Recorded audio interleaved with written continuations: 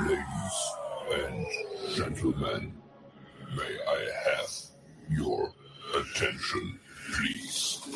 The show starts in 10, 9, 8, 7, 6, 5,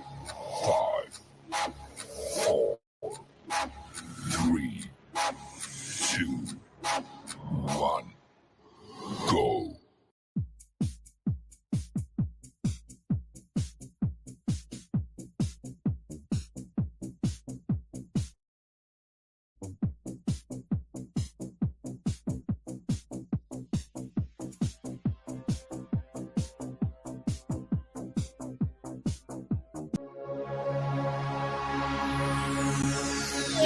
And welcome to BHawk Live. The real host is finally back. I had to rein in some things. And Daddy Ed, I got to say, brother, how are you today?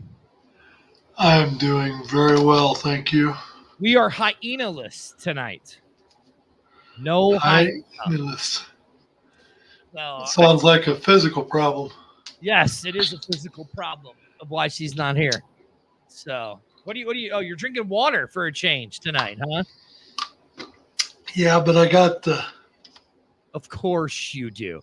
So, yeah, Daddy Ed, I got to show you something. You know, we had a very, very big weekend here in the. we had a fantastic weekend. Yes, we did in the Fan Legion and all of that stuff, right? Yeah.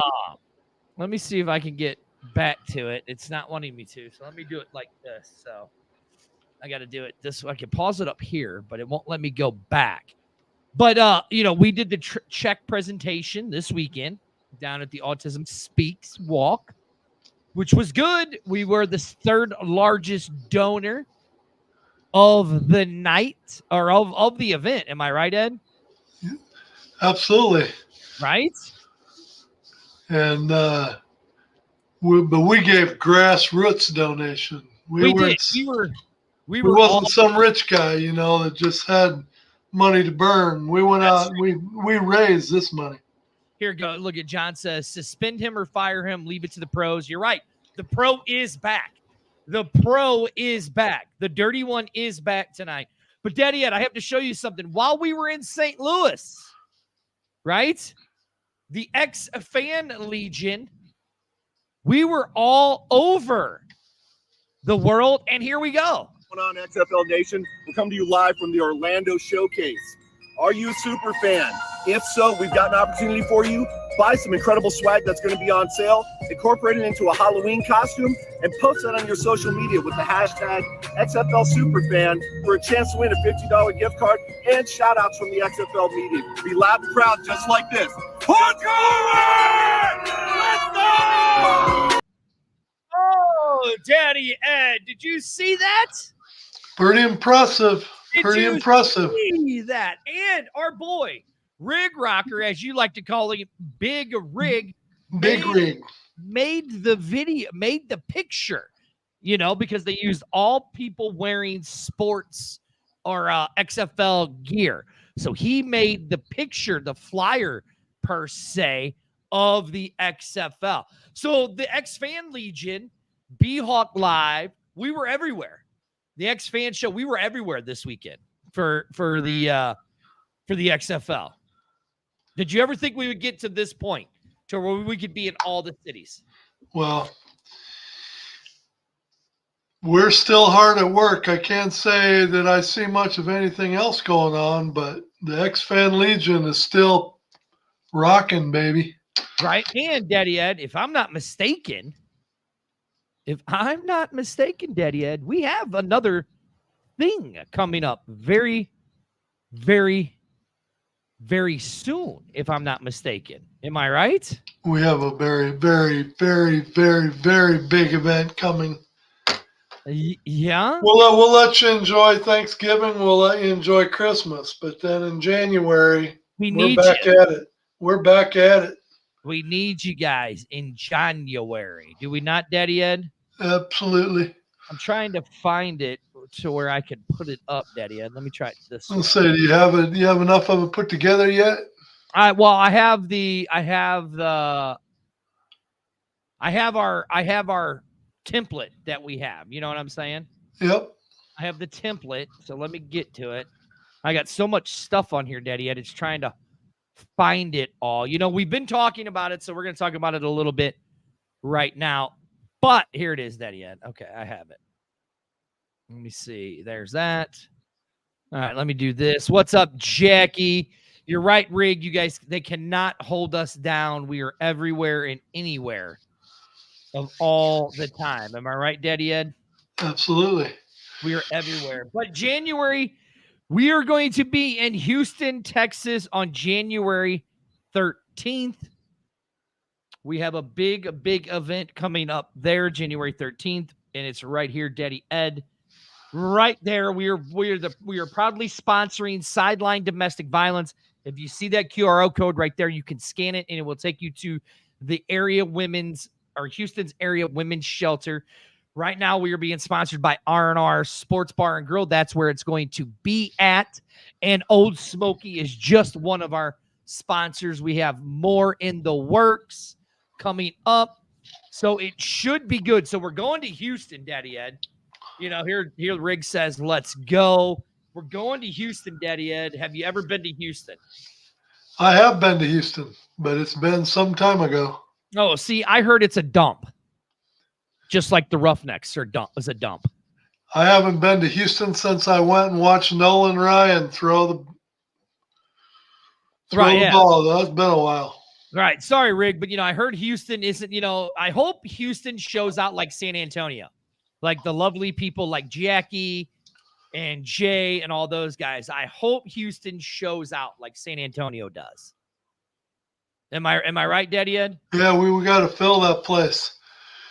Tell you what, with Houston and San Antonio and Arlington, and by then it could be New Orleans. With all those guys, there should be no reason why this doesn't become a big-time affair, man. Daddy Ed, it's funny that you say that about New Orleans, right? There is the pending, everybody's been talking about it, the pending merger for the XFL. Well, as we were, getting ready for the show and stuff, I just kind of was scrolling through Facebook and I found this. Let me show you this, Daddy Ed, and let me bring the class from St. Louis. Ain't my favorite. She goes, it ain't my favorite Texas City, but the Brahma fans will be there. There you go. He goes, I got your dump dirty. We are going to bring the class from St. Louis. But interesting that you talk about the USFL, the XFL merger, Daddy Ed. I found this right here. Boom. Carson Wentz. Right here. This is from the USFL Network. Rumors are floating around social media that former Eagles Super Bowl, 52 champion Carson Wentz may be heading to the USFL/XFL. As it stands, he will be joining the Birmingham Stallions. There are some ties between Wentz and the USFL. Former Super Bowl winning coach John DeFilippo, who was a member of the same winning team as the quarterback coach, is currently the New Orleans Breakers coach. This would be a pretty big signing for the potential merging leagues. Daddy Ed, how big, what's up, Michael? How big would it be if Carson Wentz actually does sign with either let's just say either USFL or XFL, because this is business as usual, right? Well, it's not like he was a hot commodity in the NFL. Right. I mean, he started off good and he was doing all right, but I just sent you another report that I saw come across this afternoon that I thought was pretty interesting too. I wondered why it took so long before that rumor started flying. Where'd you find it at? So help me so I can find it. I sent you a text. I saw you sent me the text. I was going to try to find the article you were talking about. I didn't see the article. I had a friend of mine send it to me tonight when I got home. Oh, yeah, because you and Arlington talked about this 2 weeks ago when you guys kicked me off my show. But anyways, what would it mean if Carson Wentz does sign with the XFL or USFL? Or let's just say spring football in general. What would that really mean? Well, I mean, he had somewhat name recognition. I mean, he did real good his rookie season and had a lot of promise till he blew his knee out. Something like that, yeah. And then pretty much after that, he's just been kind of a journeyman quarterback that can't keep a starting job. So I don't know that he has a lot of appeal that's going to put butts in the seats, but it's definitely a name that everybody would know. Yeah, I mean, listen, I think it would be a good thing for the USFL or XFL, whichever league, or the spring football league, whatever you want to call it, whatever the hell it's going to be. I think it would be a very good thing for him to sign with one of these two leagues. I think it would be a very, very big get. It was funny that you talked about the Jeff Badette interview that we had over on Jerseys with the Fang Gang, Nation show that I helped him join. That he actually wanted to, that he actually went and got help after being let go from the NFL. And then, he's coming to the terms that he could possibly be a star in the spring football. So that took a lot for him to say that. You know what I mean? Maybe, see, like here you got people saying, oh, I'm wincing at Wentz. Here you go. You got Mike Cackett, who's always got something good to say. Will we see more past starters to the new league? Wentz could start a trend for guys trying to bounce back. I mean, with Kaepernick, they were talking about Kaepernick wanting, the Rock had reached out to Kaepernick, and Kaepernick and his agent said they didn't want to do it. I mean, with Cap being 35 years old and hasn't played in 7 years, would Kaepernick even be halfway decent? I wouldn't think so. I would think Father Time has passed him by. Right. But you could have, maybe Carson Wentz could play for the Houston Gambling Roughnecks or whatever they're going to be called. Or the New Orleans Breakers if they're in the new league. I'm showing my age again.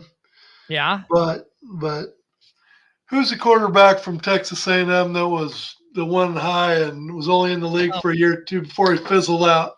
You talking about Johnny Money? Oh, yeah. Johnny Manziel. But Johnny Manziel's still been playing. He's been playing in the what is it? He's been playing in that fan-controlled football. Yeah, because, there's another name that you could see surface again. I mean, here, like, you talk about Johnny Manziel, drafted in 2014, right? To the Browns.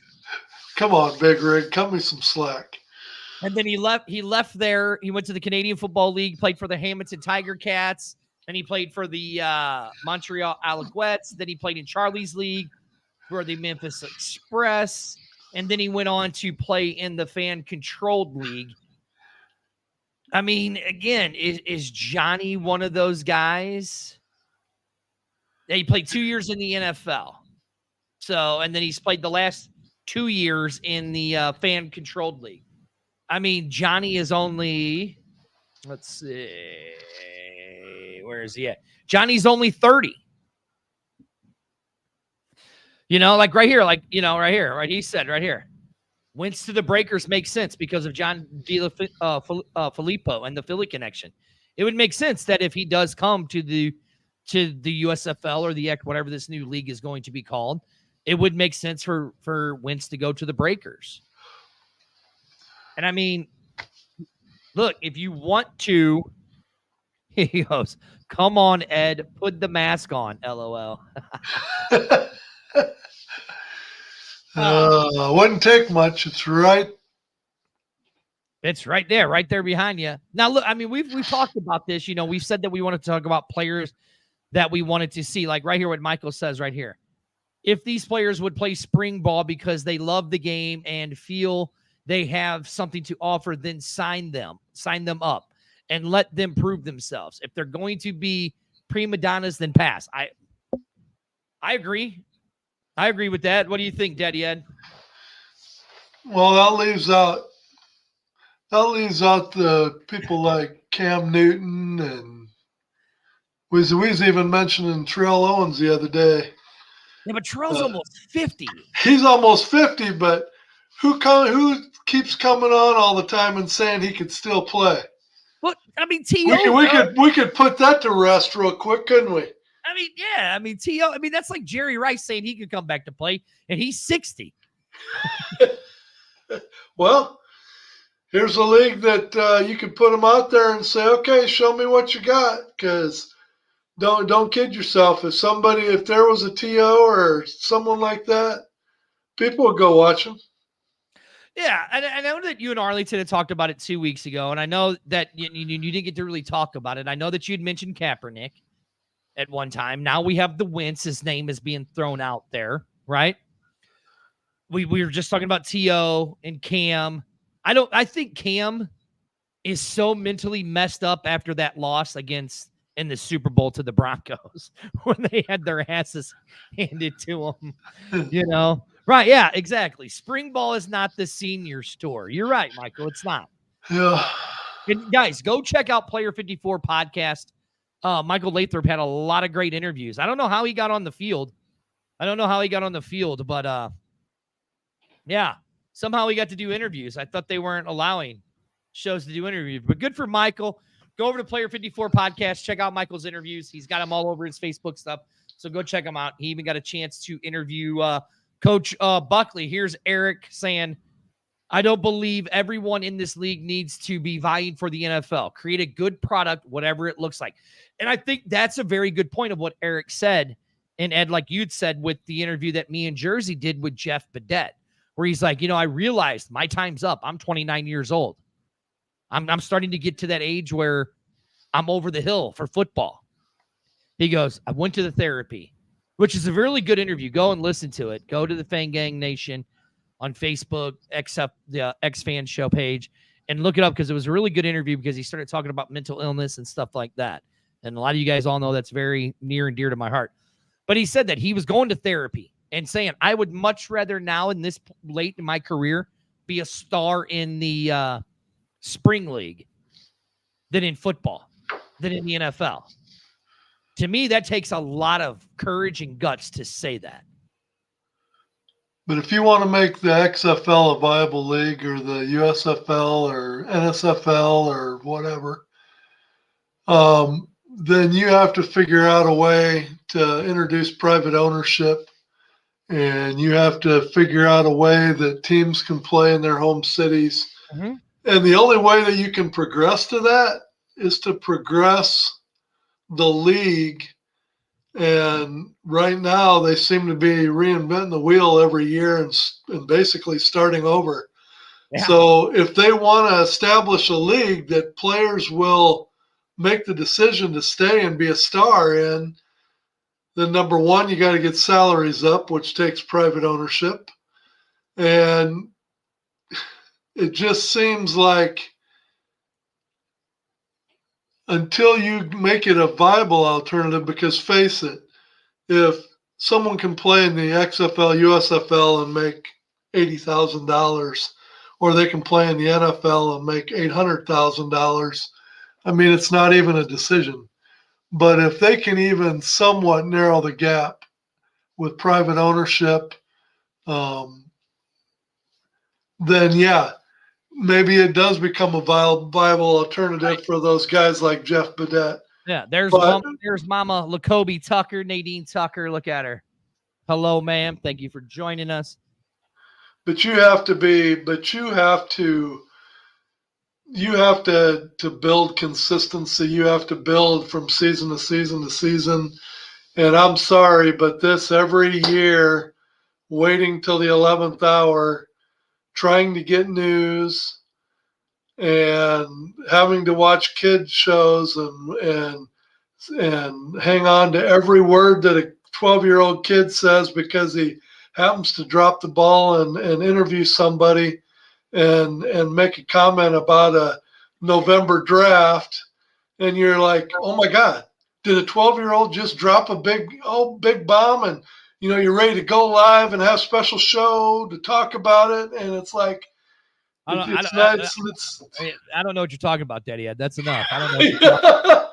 Yeah, which leads to dirty speculation. Yeah, I mean, listen. I always speculate. I'm just speculating. November 15th through the 17th, Las Vegas might be the place to be. That's for the Formula One race through the city. Oh man. But really, is that what it takes? I mean, okay, so let's look at it this way. No, we are doing good, and we've been paying attention to your son. Your son's doing a lot of great stuff out there. Big Lacobe. The kid, I mean, look like this. This is why I like with the XFL in this USFL. What is Wyatt? What's up, Wyatt?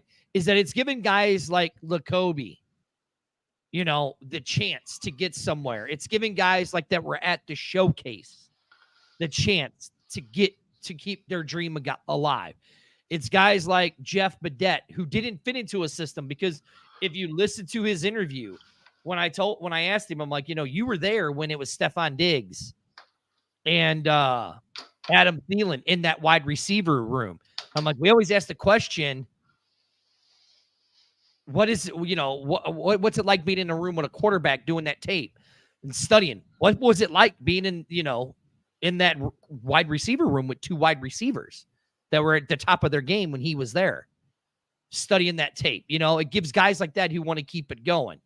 You know what I mean? Like right here, what he says right here, what Mike says.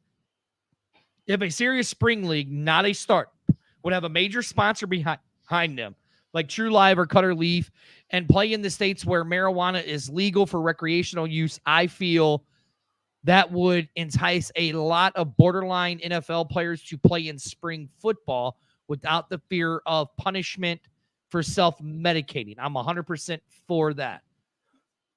Well, Daddy Ed, let's take that topic, because me and you and the Hyena actually kind of talked about this a little bit in San Antonio. This topic really right here. Am I right? Yeah, but I guess I show my age when I talk about this subject, because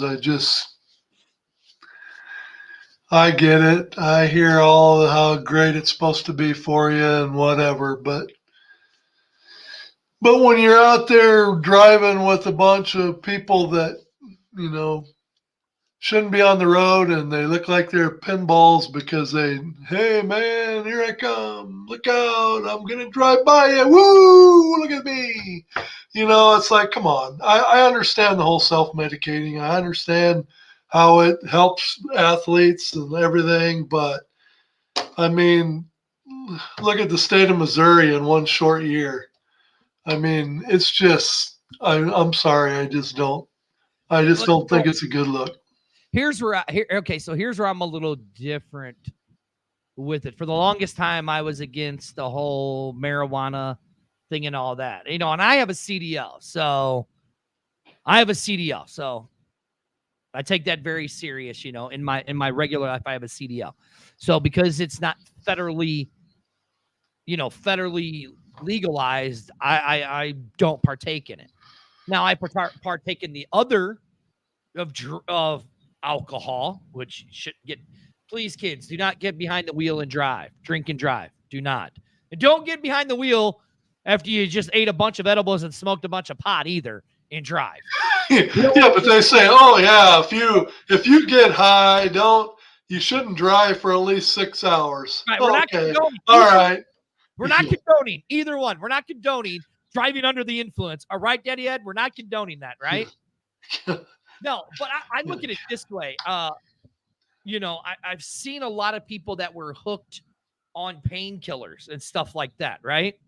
Yeah. And them being able to use medical marijuana helped them get off of that and, led them to a recovery site. So, I guess it's a double-edged sword. You know what I mean? Would you much rather see, who's your favorite football player that's still alive? Well, okay. My favorite player isn't playing anymore. That was Jared Allen. That's what I'm saying. You were wearing the 69. Followed close by John Randall. Right. You love the 69. You loved the jersey. You love Jared Allen, the 69, right? Yep. It's always been a favorite number of mine.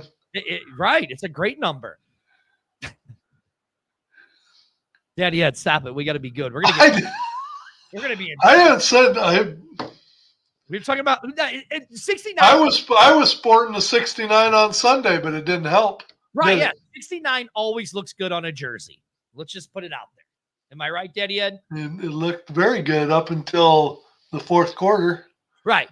But how would you feel if you knew that Jared Allen was popping 100 Vicodin in a day just to get through his life, or he could take one edible or one little puff of marijuana and that would take all that pain away? How would you feel about it then? There's probably a gap that I got to bridge because, there's the medical marijuana that's being used for all the right reasons. And then there's people that use marijuana that like to call it medical marijuana, but they ain't using it for that purpose. So that's kind of the bridge that I wrestle with. And right. So I'm not going to sit here and just say I'm a prude and that it's 100% wrong, because I get it. I understand it. But I also think this medical marijuana is a scapegoat too. So, yeah, and we had talked about it when we were in San Antonio, and, you asked my opinion. I was like, it did help my mom. She had chemo because my mom survived breast cancer. So, she had the medical marijuana to help her through the chemo and all that stuff. I guess it's all about how you do it. You know what I'm saying? It's just like when you take your painkillers, you know what I mean? Do you overdo it? So, I don't know. It's one of those things where it's still one of those touchy subjects.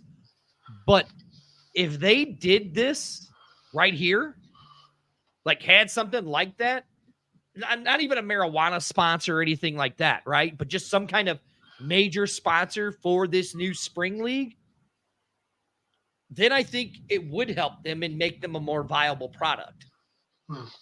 Well, all I know is when I leave the dome after a game and I'm smelling one thing from the time I leave the dome until I get out of downtown St. Louis.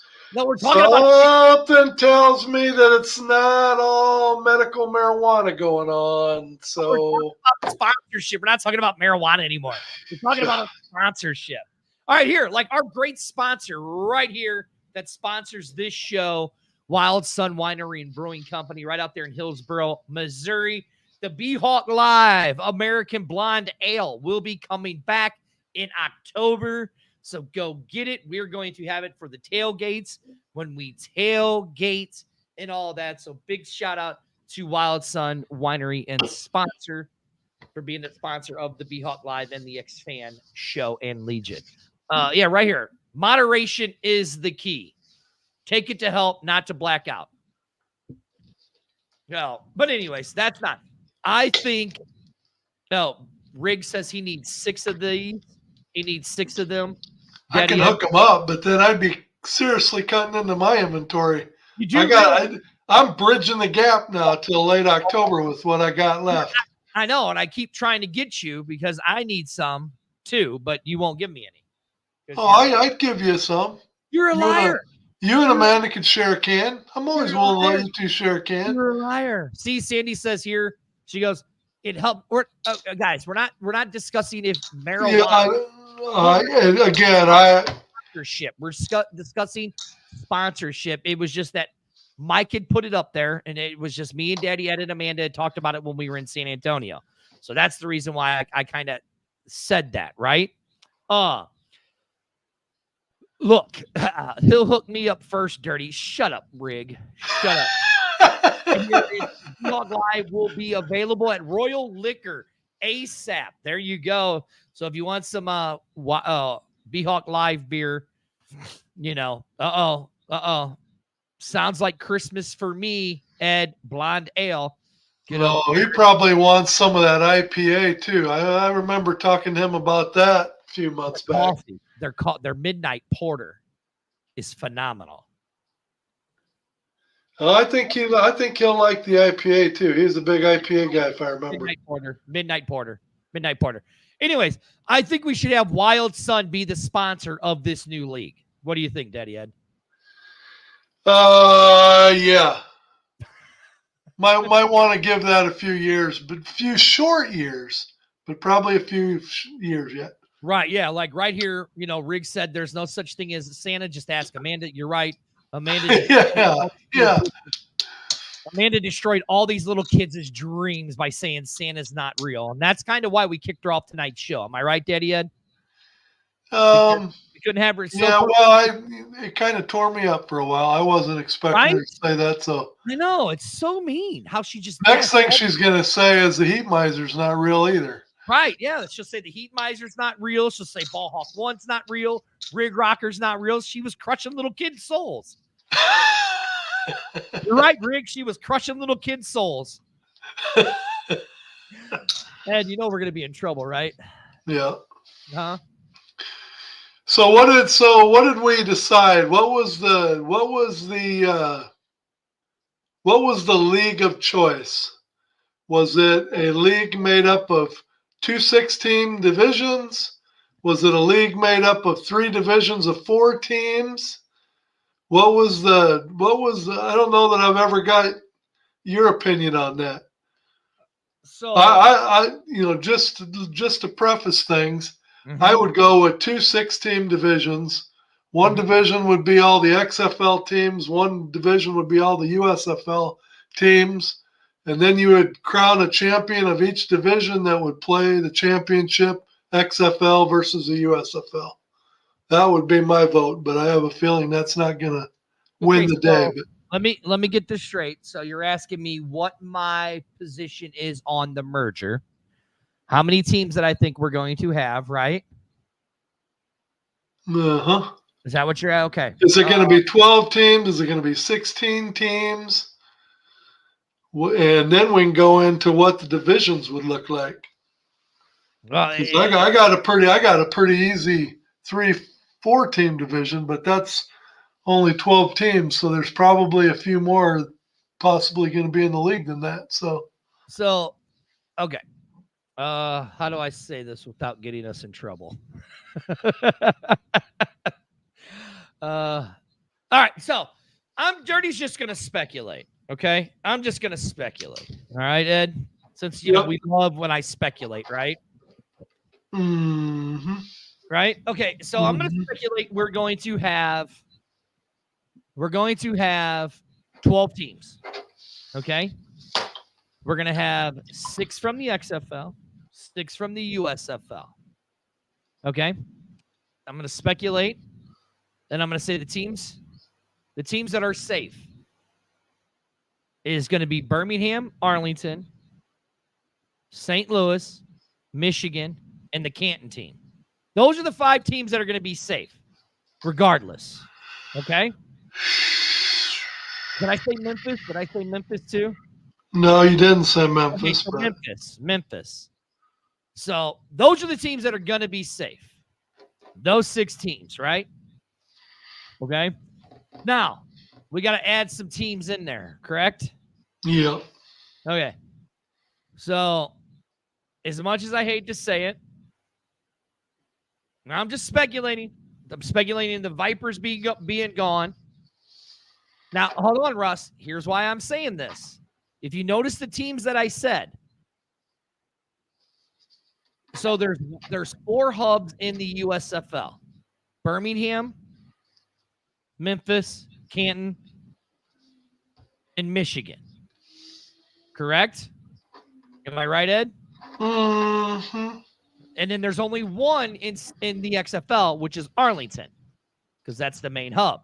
Now, Reason why I say St. Louis is because of the largest fan base and all of that stuff right in the middle of the thing, right? Now, and we have a natural practice facility here in St. Louis. Exactly. Now, you ask me. Yes, Andrew, if that is the case, there are definitely going to be some road trips to go to Memphis to see the BHawks play. And hell, me and Daddy Ed already talked about it. If this merger happens, or when this merger happens, me and Daddy Ed are already taking trips to Memphis to go watch a Memphis Showboats game. Am I right? Absolutely. Oh, absolutely. Memphis, there's yeah. At the very least, but at least you got some drivable games now. Holy crap, you're not going to Seattle, Vegas, San Antonio, DC, everywhere where it takes forever to drive. At least you have some day trips now. Right. So here's what I'm saying. Now, this is dirty speculation. So for the XFL, we're going to give up 2 teams. Okay? We're going to give up 2 teams. It's going to be, as much as I hate to say it, it's going to be the Vegas Vipers and the Houston Roughnecks. So poor Rig is going to be an orphan. The Rig Rocker is going to be an orphan. It's to me that's stupid though.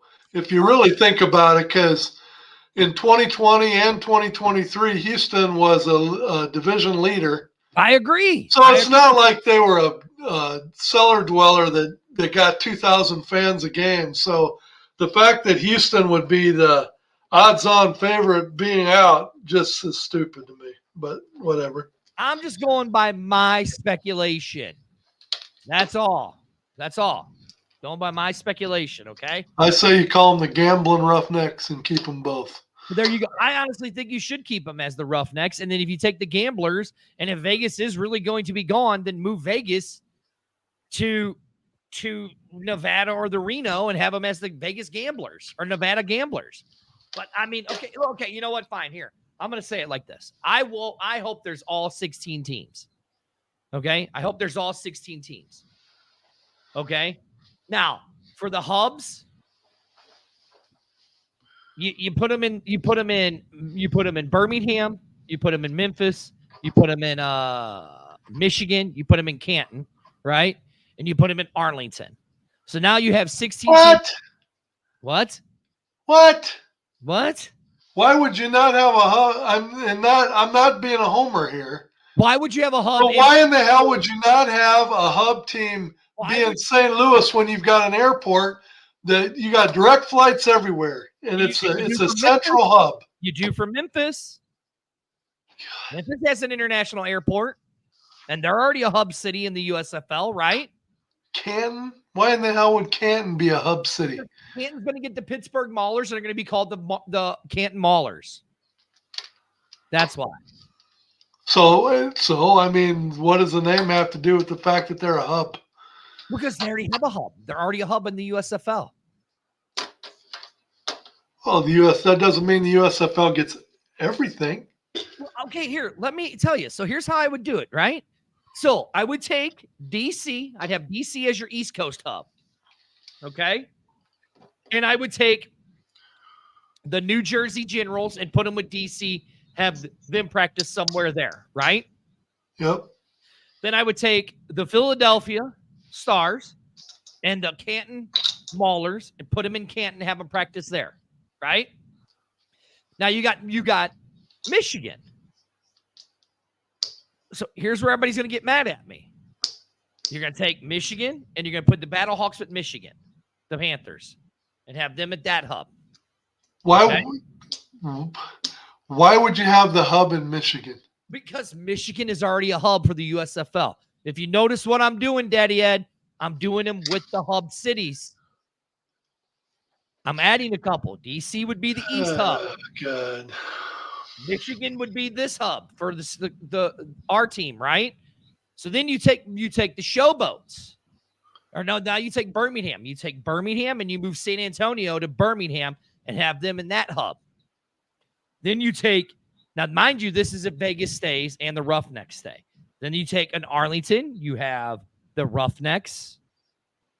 You have the Roughnecks and you have the Renegades in Arlington. Now, Michigan, we're still missing a team, right? Now, if you noticed, I didn't say New Orleans. So what you do is you take New Orleans and you move New Orleans to the West Coast with Seattle, put them in Portland, have them as the Portland Breakers, and have Seattle or Portland as your hub. Portland, God. Okay. You talk about oh man. Are you notice what I'm doing here, Daddy Ed? Are you notice what I'm doing? You're downgrading the league by putting a franchise in Portland's what you're doing. What I'm doing is I'm putting one XFL team and one XFL team together in a hub. Then you take the Vegas team, right? Or you take the Gamblers and you put them up. You put them up in Michigan.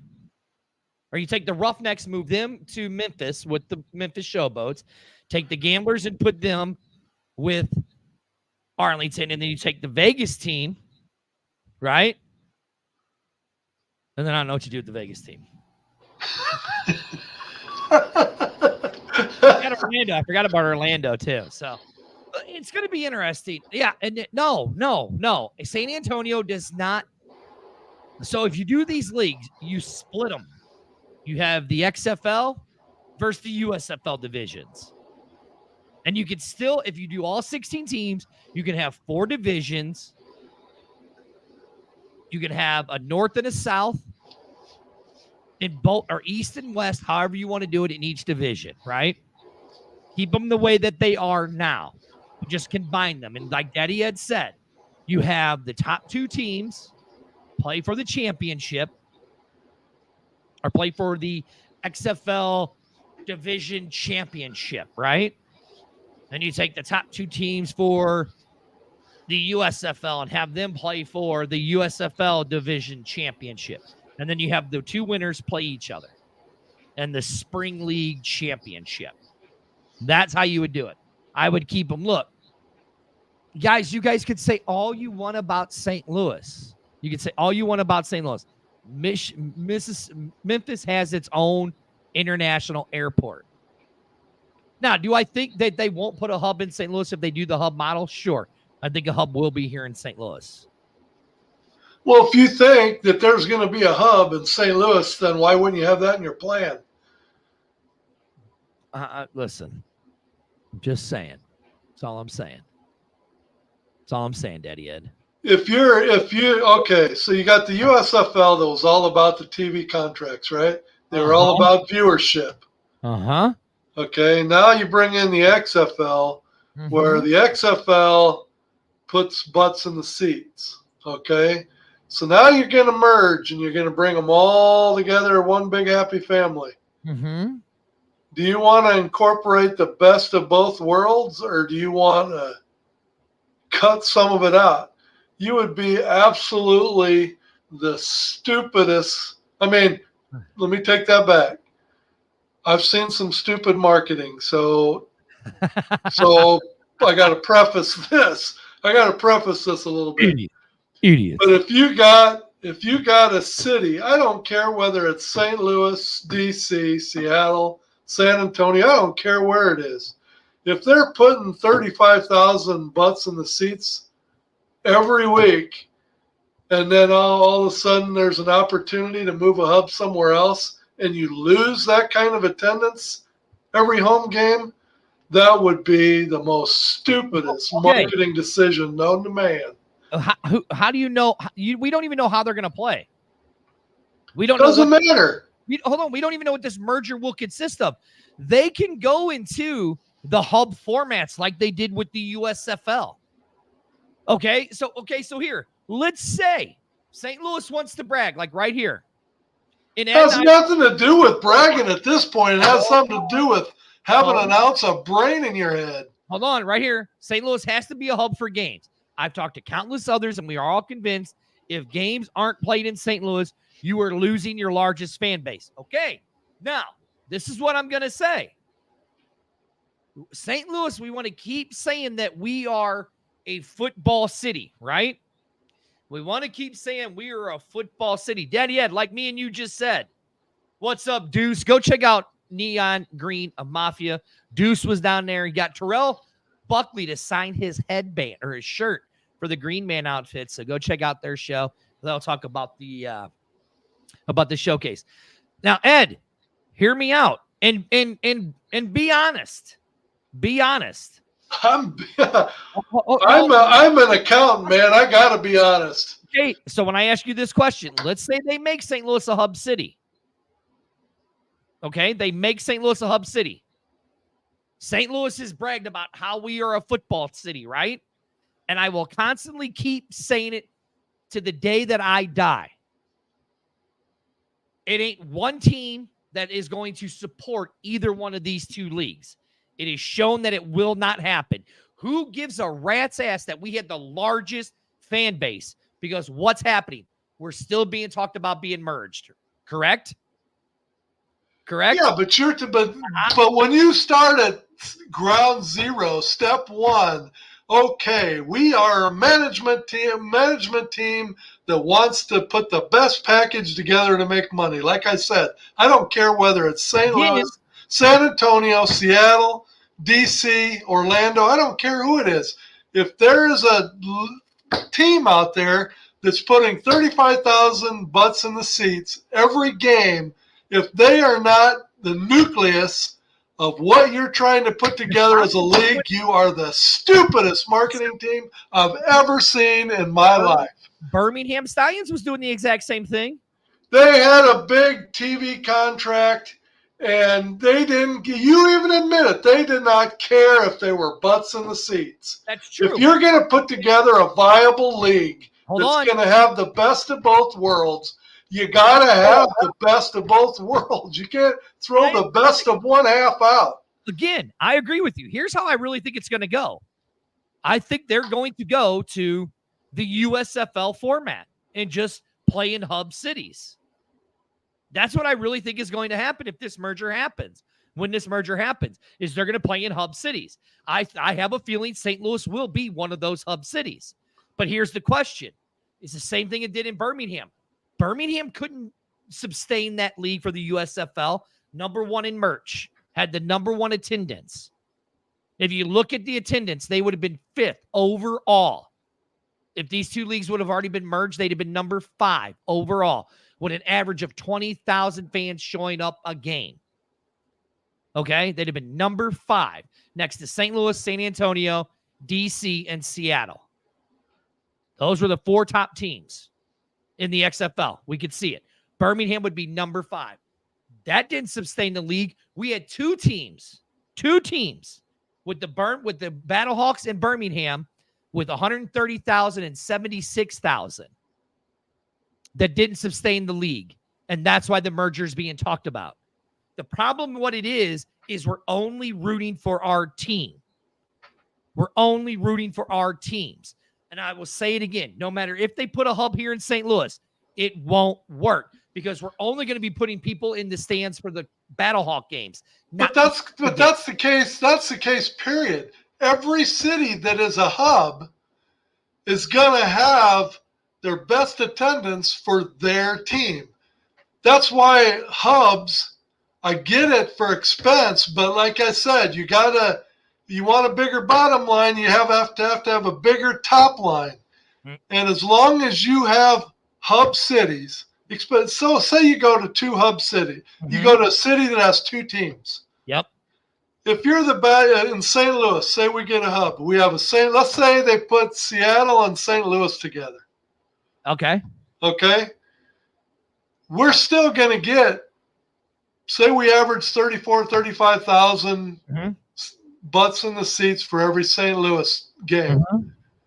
Do you think the other game that Seattle's playing in St. Louis that's supposed to be a Seattle home game, what do you think they're going to get for attendance? But you could say the same thing about Arlington hosting you could say any host team that has a second team assigned to that city, you're going to struggle with the second attendance because that's what I'm saying. That's what I'm saying. Like right here, what Rob says. Here's another thing. If St. Louis is playing a hub, I could see myself and my buddies going to watch more than just BattleHawks. I'm not saying they're going to be sold out, but you are going to draw bigger in St. Louis. Look, that's fine. I would, and you would. I know I would. But what about those hub games that start at 11 in the morning. Mm-hmm. Say there's one at 11 in the morning and there's another game at 4 o'clock in the afternoon or whatever. Mm-hmm. So you come downtown and you tailgate before the 11 o'clock game. Uh-huh. So now you've been there. Let's say you get there to tailgate 7, 8 o'clock in the morning. Yeah. You go to a game from 11 o'clock to 2 o'clock. You get out of that game. Now are you starting to see what I'm saying? You got a few minutes that you can put in a few more, and then you head in for another 3. So now you've been downtown from 7, 8 in the morning till about 9 at night. That's why. And now you and I and the sports guys like Rob's talking about, there's gonna be a few games, but as much as they're charging for tickets, I'm not going to be able to go down. So say it's not a doubleheader Saturday. Uh-huh. Maybe it's a Saturday afternoon game and a Sunday night game. Uh-huh. Are you going to be able to go down there for a game, spend all the extra money it takes for tailgating or going to a restaurant or doing whatever, and then turn right around and do it again the next day on a consistent basis for every home game? And now you just proved my point. I proved your point that hubs don't work. And that's what I'm saying. So regardless if if we get a hub city in St. Louis, the hub model's still not going to work. Yeah, but would you rather have the hub not work when you have at least one game that's going to get you 35 versus picking out cities that the hub's not going to work, but you have two teams that maybe draw 8,000 and 2,000? I mean, I'm going to pipe that 35 grand in there. I don't care where it's at. Playing in every home city. They want to practice in hub cities. Let them practice in hub cities, but have them play in their home cities. Don't have them, because it's proven that it doesn't work. No, guys, everybody keeps missing what I'm saying, though. Once the home team plays, that second game has nobody. None whatsoever. Has nobody. So they're not generating any money there. They're actually losing money because they're keeping the stadium open. They're still paying for those workers to be there. Yeah, but just you're going to spend that money to keep that stadium open somewhere. So, I mean, would you rather have the 8,000, 2,000 combo, or would you rather have the 35,000, 5,000 combo? I mean, at the end of the day, it's still marketing, and it's still making the plan. It's still building the top line to support the bottom line. Look here, here. This is what happened right here. Jerry Cornell reached out to the Fox because of certain things, right? They should have enough money between the two of these, between Fox and Redbird Capital, to have their teams playing in their local markets. Listen, I'm saying this right now. We are all tired of these hubs. Okay? That was the biggest bitch about the XFL in 2023, is that our team wasn't in its city enough. Our team wasn't here enough. Okay, but it cuts cost. It saved cost. So now we're going to talk about putting more teams in more hubs. That's going to cost more money to do that. So they got to figure something out. The only way this is going to work is if you practice in hubs for the first year, and then have them play their home games in their home stadium. The only other way this will survive is if they have investors or localized ownership, some kind of ownership. Even if it's a partnering ownership, like let's just say Dave Stewart here in St. Louis, who's probably the richest guy in the St. Louis area, from the owner of Worldwide Technology, says that he wants to put in, I agree that hubs suck. But here's the problem. It's whether we want to say it or not, it still costs the XFL a shit ton of money to do the hubs and have them fly out to their cities. It still costs them a buttload of money. It saved the USFL money because they were all in their hubs, and then they just threw their players out. They didn't play them in their home cities. So which business product worked? Who knows? You're an XFL fan. You're going to say the XFL product worked better because they played in their home markets.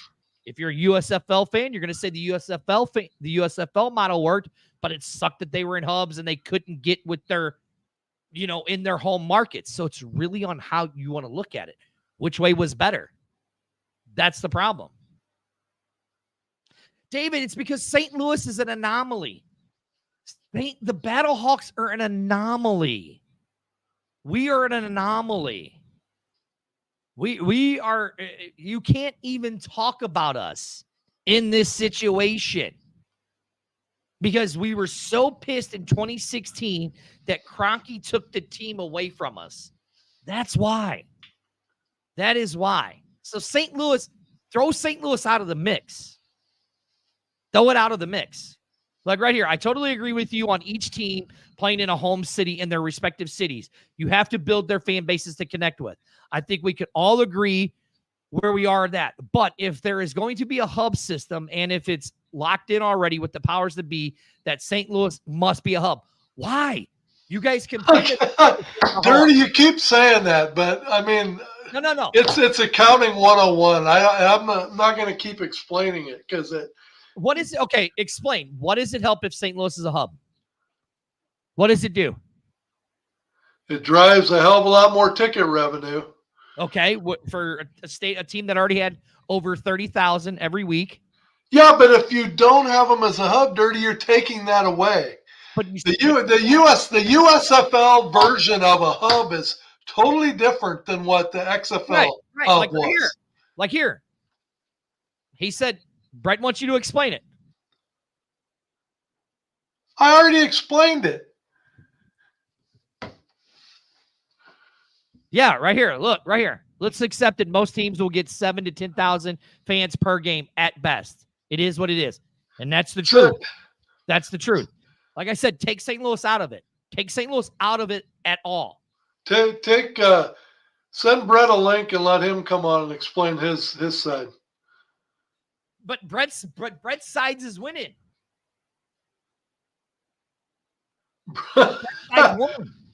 Brett's side's winning. Why is Brett's side's winning? Because the USFL is the one that's going to be the complete owner of this new merger, whether we like it or not. That's because I ain't going to go into it. Look, okay, here. Eric says right here. Look, Eric says right here. He says St. Louis only needs to be a hub if they don't play in their home city. Otherwise, it won't matter. Exactly. Regardless if St. Louis is a hub, regardless, we're only going to have enough. We're only going to have people going to the BattleHawk games. Very few will be going back to the second game of the night, like it happened in the USFL. But now you're losing money because you have it open. The reason why nothing is working is because of the hub. They have to figure out a way for all the teams to play in their home cities. Is it, John? So that they can. Or is it a buyout? No, go on. You have to figure out a way for the teams to be in their home cities, whether that means private ownership, whatever it is. You have to get the teams in their home cities. I agree. You have to have the league the same way more than one time a year. You can't keep coming back every year and we wait until the 11th hour to find out how it's going to be run, when the schedule's coming out. Agree. Until you have consistency, teams playing in their home market, get rid of the stupid hub. It's all about the combo of getting butts in the seats and getting viewership up. You got to have a combo of both. And my only argument with St. Louis being a hub was, if you're going to have the hub, you got to find a way to maximize revenue. The only way you're going to maximize your revenue is by having the teams that draw be the hubs. You can't have in Orlando be a hub when they're averaging 6,000 or 8,000 fans at their home games And now you have another team playing there for a home game that's getting 2,000 fans at that game versus St. Louis. At least you get 35,000 for the St. Louis game. And I got to believe that we're going to at least pull 5,000 to 8,000 for the second game. So tell me how that is not part of a marketing plan. That's all I'm saying. So you wanted me to explain it. There you go. I agree with that. Okay, so here, I'm going to bring him on here in a minute. Andrew says if you take the BattleHawks out of St. Louis, you won't get the fan backs again. You will finally kept coming back. David says the BattleHawks are certainly an anomaly from the attendance standpoint. If they merge, the league can figure out how to position the other teams into roughly averaging 15 to 17 per game. I think that would be a good start. You're absolutely right. Now, let's bring on a guy who lives in Birmingham and went to every Birmingham. He just named our hub, by the way. We're right. going to be the anomaly hub. Right. That's what we're going to be. All right. So, what's up, Ed? What's up, Brett? Hey, Dirty. I was hoping he was going to send you the link, man.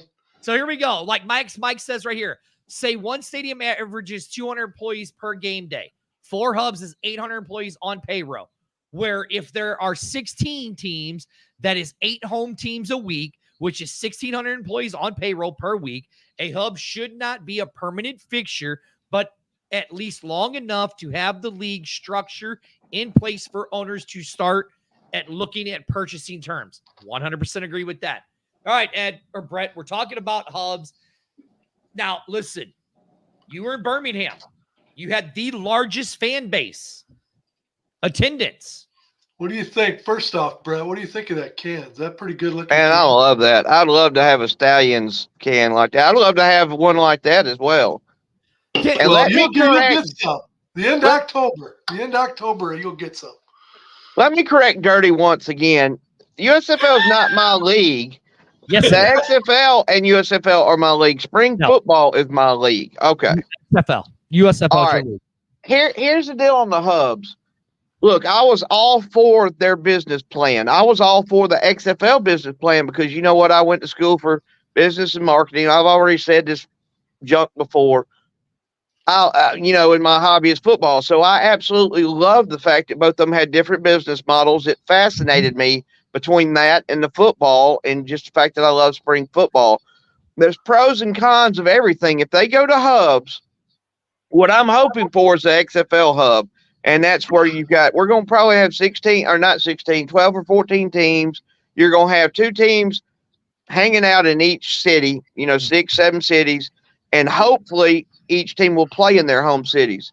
I do not want the USFL hub model. Look, year 1, they said all the teams were going to play in Birmingham. That's what they did. Year 2, they said 2 to 4 teams were going to be in their cities. That's what they did. Year 3, they said they were hoping to have all their teams in their home cities. And that's when I started turning on them here in the offseason was I had some inside info that wasn't going to happen, that they might even keep it exactly the way it was in year 2, maybe have one more team in their home city. And that's when I turned, look, the hub scene is tired. It's old. I understand it. Like Ed said, they were profitable in year 1. I don't know who keeps saying they were profitable in year 2 because I have not heard that. None of my people have verified it. It's not been verified. I think what really hurt them, Michigan was probably going to have the best USFL fan base, except for they had such a bad team. And the first game, by the end of the first game, there was 20,000 people in the stands. And each game, it started going down, because they kept losing every home game. I do think they need to go to try a couple more cities. Non-NFL cities, whether it be Louisville, I kind of like that idea. I'm big on Oakland. I know it's a bad area, so is Memphis. I know it's a bad stadium, so is Memphis. I'm huge on Portland. I've been huge on Portland since 2019 when the AAF come in. That would be an instant rivalry with Seattle, and look, Portland supports their teams, basketball, soccer, But this whole, you can't build a fan base like, look, they've got to understand any new business, and Ed knows this, any new business, I don't care if you're selling soap. The first 2 to 3 years, 95% of businesses lose money. Is that not right, Ed? That is right. They need to be prepared that, hey, we're going to blow this hub and we're going to build this league. We're going to make money. Even though you're losing money those first 2 or 3 years, though, you have to constantly be looking at how you can raise the top line. Right. So that's why you're not going to build fan bases in hubs. I've seen it firsthand. It ain't going to happen. I agree with that. Bite the bullet in the first 2 years, fellas. Let's get some new cities, not name teams because I like that name or I had a tattoo. Don't even get me started with that shit. Sorry, guys. I didn't mean to. What about Oklahoma City or? That's the other. I can't believe I forgot. How long have I been screaming Oklahoma City, dirty for what 3 years now? It's been a while. Here's what I'm saying. And San Antonio, hold on now, I'm not done. No, San Antonio has a great fan base. They were fantastic in the AAF, and the reason why they kept going down wasn't because they wasn't supporting their team. Their team sucked because they hired a damn coach because of how he looked, and he was incompetent. Don't cut me off. Well, their team sucked, and they had a very bad schedule, just like Seattle, who had a very good team, and their team. Their schedule sucked. Right. But hold on now. The new Seattle fans didn't like the changes the 2023 people made. Now quit. That is true. Quit sweeping that under the rug. I didn't like the changes that they made to the Seattle. And the Brahma Bull ain't got shit to do with San Antonio. With all the military down there, they missed the boat big time by naming, marketing, logoing that team.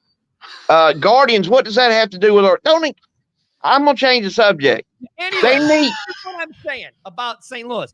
It's fine that we make St. Louis a hub, but if you make St. Louis a hub to cost what it costs to run that dome for the second team to play, they're going to lose money. They're gonna lose their ass on the second team. That nobody's gonna come to it. Right. It costs $10,000 to turn all those escalators on in the dome. $10,000. Well, you ain't gonna need no escalator for the hub game. You ain't gonna need many escalators for the second game. It cost them $100,000 just to open the dome, the doors at the dome. They're gonna lose their tail. But look, all right. So whose side is? I'm sorry, I fell down my steps and busted my ass. Whose side is who? What are y'all saying? I'm saying you do not make St. Louis a hub. You have them play St. Louis, but don't make them a hub city where you have two teams playing in St. Louis. You don't do it because aren't we still hoping that these teams are just going to be housed in these cities and that they're still going to fly out and play in their cities? That's what I'm hoping for. Will you turn up your mic, Dirty? I said that's what I'm hoping for. Good for you. I couldn't hear you. I'm getting old. Yeah. Like I'm telling you, if you have St. Louis as a hub, Ed, you're a business guy. You know this. You have it open for that second game. How much money do you think they're going to lose on that second game? How much money did they make on that first game? Yeah. Does it matter? That second game. Yes, it does. Yes, it does, Dirty. Oh my God, Dirty. All right, Come on. You ready? Let's say, because here's what I know from 2020. This is what I know what it costs to put an XFL game on in 2020. $250,000 per game in 2020 is what it costs to do at the Dome of America. $250,000. And that was only with the lower ring opened, not the top ring, the lower ring. Okay. So how much did it cost to you? You know, you want to talk about Vegas and you want to talk about the fan experience, whatever the hell that means. Okay, you ready? What? So how much did it cost Vegas? It cost they paid $50,000 for 5 years. Does that include the sod they had to put in to get all the tracks? No, the sod was already there. The sod was already there. Do you know the scaffolding? No, it wasn't, Dirty. Let me finish.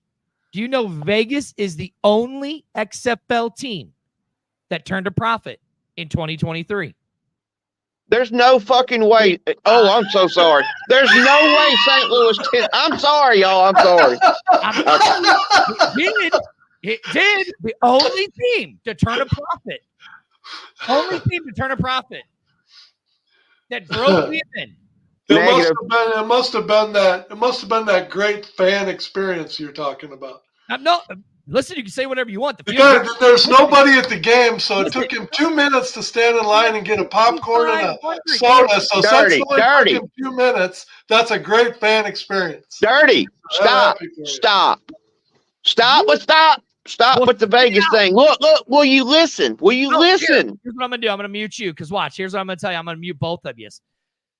Vegas was a dump. Cashman Field was a dump. Fan experience, the best fan experience I had. It was 6 weeks. 6 weeks that it took them to put Vegas together. 6 weeks is how long it took them to put it together. And that was the only stadium that broke even. Every other stadium lost money. The XFL lost in every other city. There's no way they lost in St. Louis. No way. Yes, they did. I want to see it. I want to see it in black and white on paper, not by you texting it to me. I want to see it. Listen, you cannot have St. Louis as a hub because they're going to lose money. They will lose money. Plain and simple. So you're going to talk to them and spend on 1 weekend. 1 weekend. Yes, you're absolutely right, David. It was $50,000 for all 5 years is what it cost them. Okay. Are you going to let me talk? Who? You bring me on the show and then you talk over me and then you mute me. Are you going to talk or are you going to spew nonsense? Oh, God. Oh, God. Oh, God. Listen to this. Okay. All right. Financially, on the top. Yes, financially, Vegas probably cost them less than any other stadium, obviously. Profit, I don't know about a profit, but how many fans and potential on the fence fans walked away from that turd show that we saw on that field those nights? Let's be honest about it. You want to talk about, It was. Vegas was a shit show. You're cutting me off. I'm not done. All right. So like everybody talked about the piped in noise and these hub cities, and it's dreadful. The 10, 15, 50, 150 fans in the stands for the hub cities. That's right. And how bad was that? How bad a look was that? You're trying to gain fandom and gain fan bases. You're not going to do it with a damn Cashman Field. They've got to understand if the XFL thought they were going to be profitable in the first year or two, they're dumber than they look. It don't happen. Yes, did they really expect to be profitable in year one? Look, here's all I'm saying about Vegas. Never once did I say that the whole Vegas deal was a great thing. All I ever said, it was my best fan experience because of the closeness of it. Other than that, everything else looked horrible. The scaffolding. Your taste sucks, though. You got to verify that. Your taste sucks. Did you not hear what I just said? Did you not just hear what I said? I've said it the whole time. I just never bashed Vegas because it wasn't about bashing.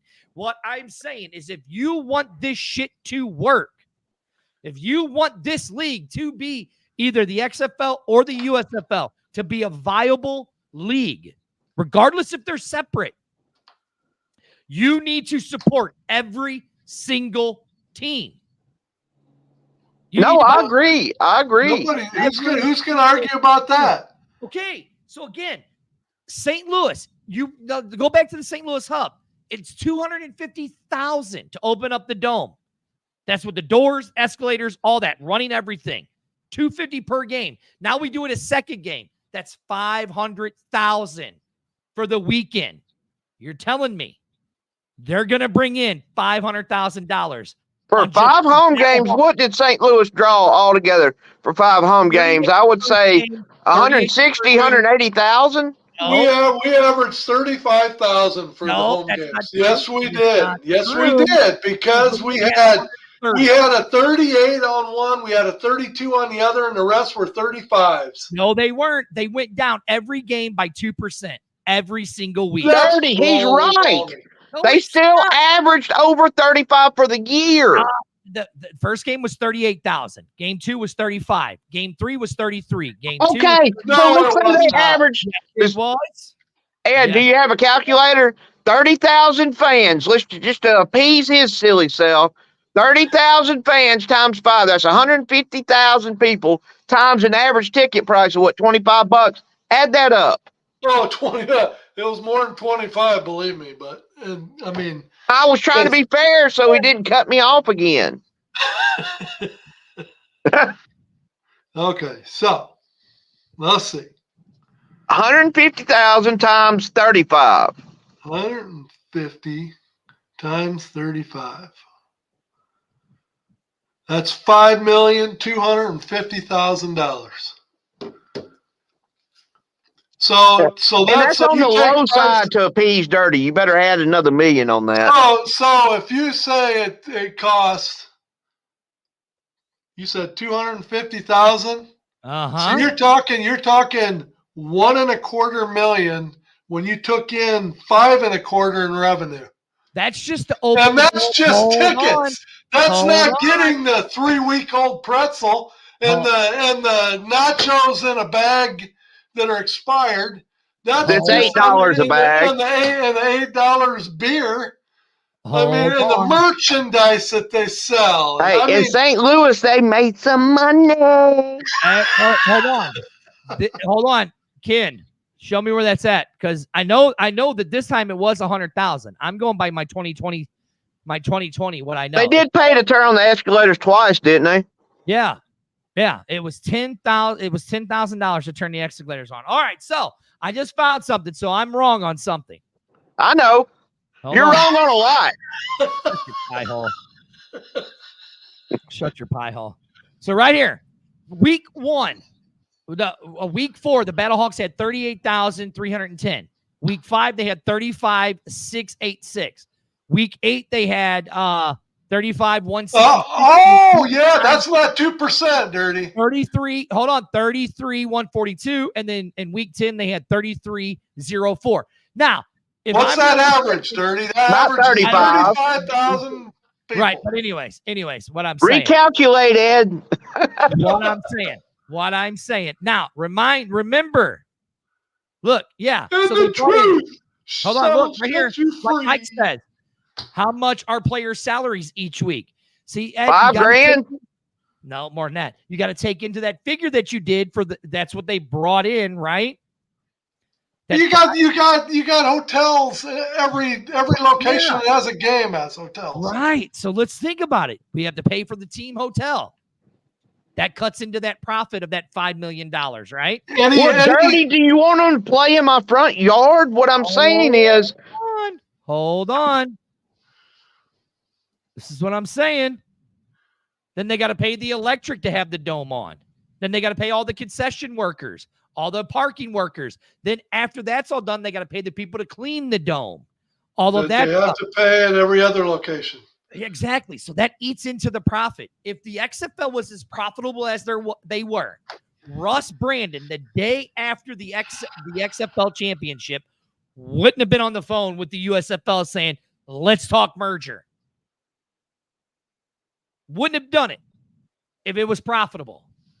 That's all I'm saying. I would like to apologize for the fact that y'all are friends with Dirty and that y'all watch his show. Although the show's great and I watch it, he's doing nothing but trying to rile y'all up. St. Louis made money. I'll bet my nuts on it. Well, I can tell you this. St. Louis did not make money. St. Louis did not make the money they wanted it to make. It fell very There's short. no way they did. Now you're turning the story into they didn't make any money to now you're saying they didn't make the money they wanted to make. Never said they didn't make any money. You just said it. I said that if you have them as a hub, you're going to lose money. Okay, so that's all I have ever said. So if you, I can't keep talking. I can't keep talking about this because you're like. Hold on. Ken's saying something here. He goes, that's what the $100,000 that they paid to the dome is to cover the employees and escalators. It's actually not. That's just to rent the space. That's not to even turn it on and to run the electric and all that stuff. The only reason why I know that is because I have a connection at the Dome who told me. How the hell does the janitor know? He's not the janitor. He's not. Dirty, you'll never win the argument of telling me that a venue that averaged 35,000 butts in the seats, that had a top line revenue just of tickets conservatively of $5.25 million, which I'm sure had to be more than that because $6 million. I know what my season tickets cost, and they were a hell of a lot more than $35 a seat, and that whole bottom bowl was a lot. On the low side, it was $5 million. I think on the high side, it's probably $8 million. And I don't care what you say the expenses are, because you've got players in every city, no matter where they're playing, staying in the nice hotels. They're not staying in Days Inns. They're staying in the nice hotels. So the hotel bill is going to be high no matter what city you're in. So you tell me, if you got built-in fixed expenses of flying a team in, putting them up in a hotel, feeding them, whatnot, would you rather put that expense up against a top line of $5 or $6 million versus somebody that's maybe pulling in a total of $1 or $2 million? I mean, it's not rocket science here. I mean, I feel like I'm telling you. Here, Mike says, Dirty, I have a proper business proposal that would benefit the league as a whole. Have me on the show in the future. Mike, you're always welcome on the show. Bring him on now. Well, here, I'll send him a link. Mike, I'll mute myself. I mean, hey, we're all in this together. That's, and I'm telling you right now, with this merger, it is the perfect marriage.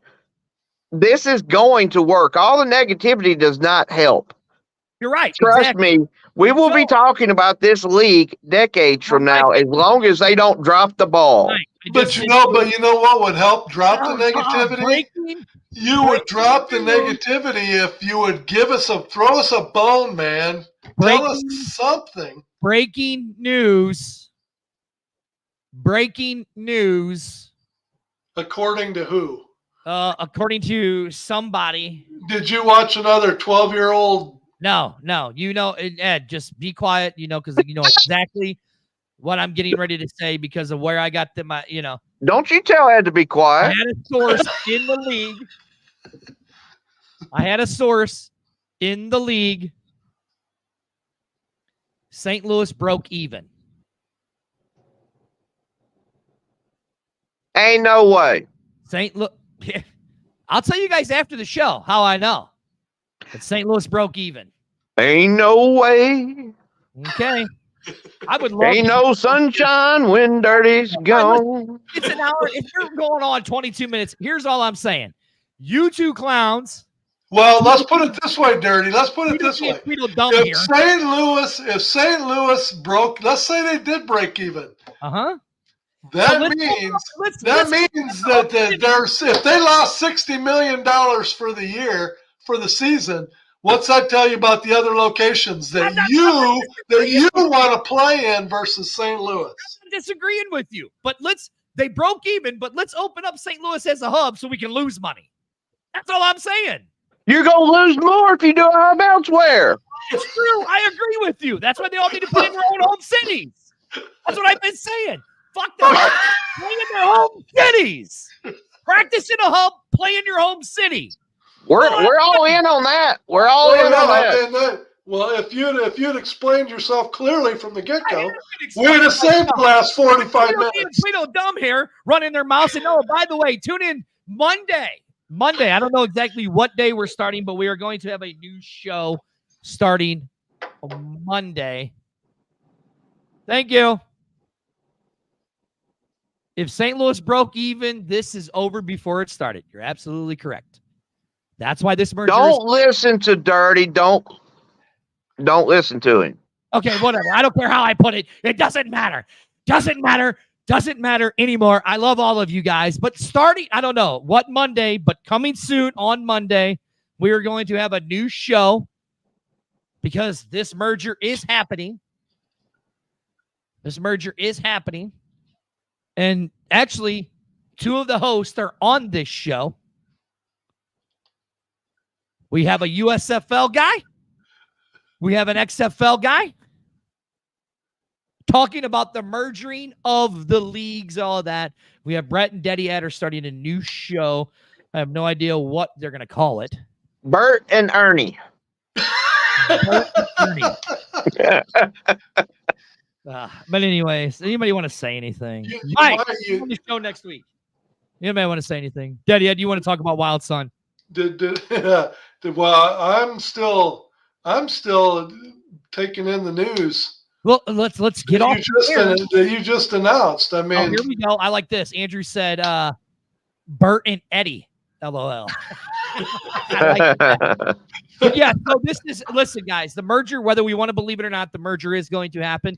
So we are going to, the X-Fan show is not changing. It's still going to be the same way, But we're gonna have Brett and Daddy Ed here. They're gonna be they're gonna be USFL, XFL. Birdie, Bretty, and Dirty. No, Dirty is not going to be on this show. I am not. Did you guys? No, there won't be no negativity on this show, ladies and gentlemen. Right, there will not be no negativity on this show. So, anyways, and the St. Louis fan base might actually get some love. Daddy, talk about our sponsor before we go. Our sponsor is Wild Sun Winery and Brewing Company out of Hillsboro, Missouri. And it is winery time of the year. It's when that weather gets down in the 60s and you have to put that sweatshirt on. There ain't nothing better than to go out and listen to some nice music, take in some wine, take in some beer. The only thing we got to do is we got to get them to put up a couple nice televisions so that the women can drag their men out there, because the men can still take in the college football on Saturday. But other than some of the small logistics, you need to go out to Wild Sun. They've got the wine, they've got the beer. They're up and coming. They got these nice cans that they're more than willing to put together. Brett and the 5 head.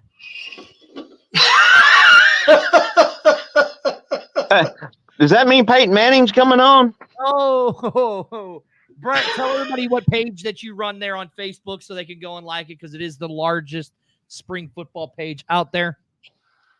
Well, it was XFL and USFL fans.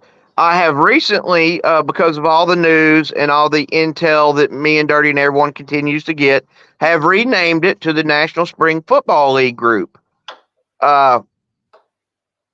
Everybody made fun of me when I did that, because I did it a couple days before the news broke. So who's laughing now?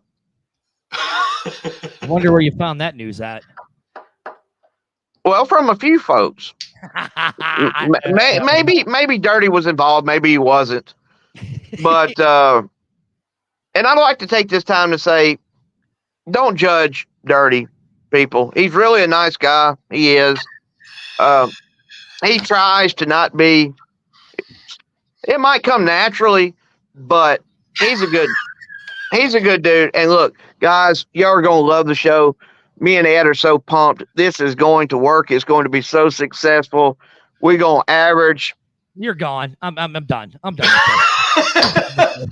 Nonsense. Tune in next week. See you guys later.